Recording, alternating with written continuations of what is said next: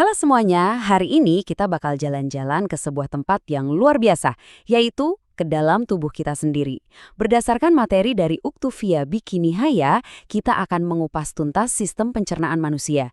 Ini tuh sebuah proses ajaib yang mengubah makanan jadi energi. Yuk, kita mulai dari gigitan pertama. Pernah kepikiran gak sih, setiap hari kan kita makan ya, tapi apa yang sebenarnya terjadi sama makanan itu setelah kita telan?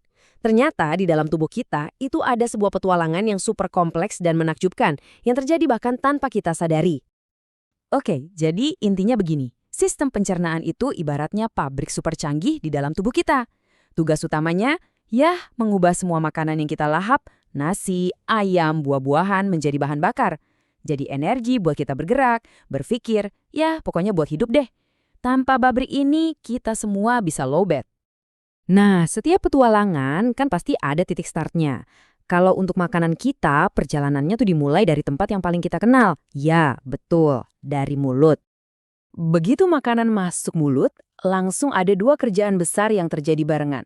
Pertama, secara mekanis, gigi kita langsung bekerja menghancurkan makanan jadi potongan-potongan kecil. Nah, sambil gigi kerja keras, air liur kita juga beraksi. Ini namanya pencernaan kimiawi. Air liur ini punya enzim namanya amilase, yang langsung menyerang karbohidrat. Wah, kerja tim yang solid banget kan? Padahal kita bahkan belum menelannya. Oke, setelah di mulut beres, makanan yang sudah jadi bubur ini siap lanjut ke tahap berikutnya. Eits, tapi jangan salah, makanan itu nggak langsung jatuh pluk gitu aja ke perut. Makanan ini didorong secara aktif lewat sebuah seluncuran berotot yang namanya kerongkongan. Terus, gimana cara didorongnya?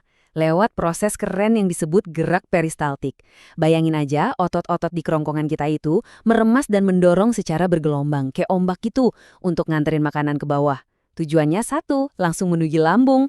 Efisien banget, sistem transportasi satu arah yang anti macet. Dan sampailah kita di stasiun berikutnya, lambung. Nah, di sini suasananya beda banget. Anggap aja lambung itu kayak blender raksasa yang isinya cairan asam super kuat.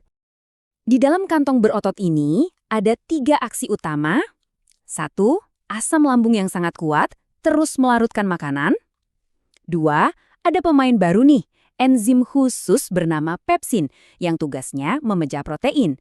Dan 3, semuanya diaduk-aduk terus sampai jadi semacam pasta kental. Pasta kental ini ada namanya loh, yaitu kimus. Nah, kimus inilah hasil kerja keras lambung kita. Sekarang si kimus ini sudah siap buat lanjut ke fase paling penting dari seluruh perjalanan ini. Oke, sekarang kita masuk ke main event-nya, usus halus. Kalau sistem pencernaan ini sebuah film, usus halus ini adalah adegan puncaknya. Kenapa? Karena disinilah sebagian besar keajaiban penyerapan nutrisi terjadi.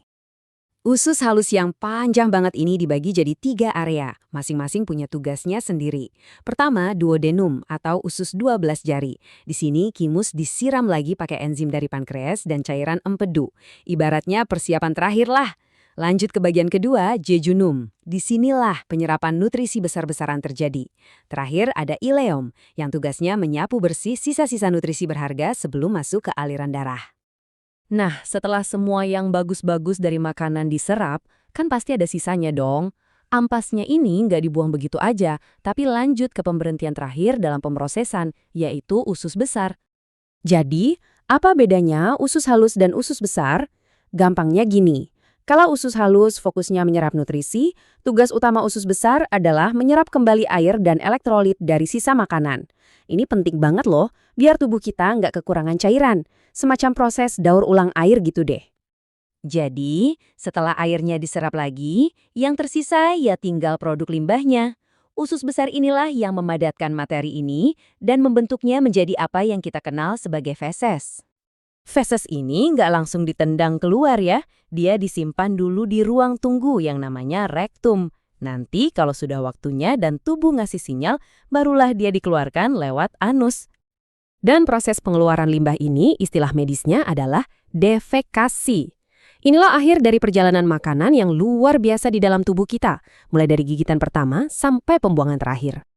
Wah, panjang juga ya perjalanannya, dari mulut sampai ujung. Biar nggak lupa, yuk kita rangkum cepat siapa aja pemain utama di tim pencernaan ini dan apa tugas mereka masing-masing. Oke, kita lihat lagi tim hebat ini. Perjalanan dimulai di mulut, si penghancur dan pelarut. Lalu makanan diantar sama kerongkongan, si pengantar makanan. Sampai di lambung, si pengaduk asam yang kuat.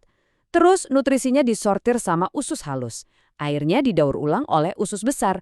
Dan terakhir, sampahnya diurus sama bagian manajemen limbah, yaitu rektum dan anus. Keren banget kan? Semuanya kerjasama dengan sempurna. Nah, begitulah kisah perjalanan makanan kita. Dari sesuatu yang kita kunyah, bisa jadi energi buat kita beraktivitas setiap hari. Terima kasih banyak ya sudah menyimak penjelajahan kali ini. Sebelum kita tutup, coba deh pikirin lagi. Tubuh kita ini benar-benar mesin yang luar biasa ya. Setiap hari, proses rumit ini terjadi otomatis tanpa perlu kita suruh. Jadi penasaran kan, sistem keren apalagi yang bekerja diam-diam di dalam diri kita setiap saat? Sesuatu yang patut kita kagumi. Sampai jumpa lagi.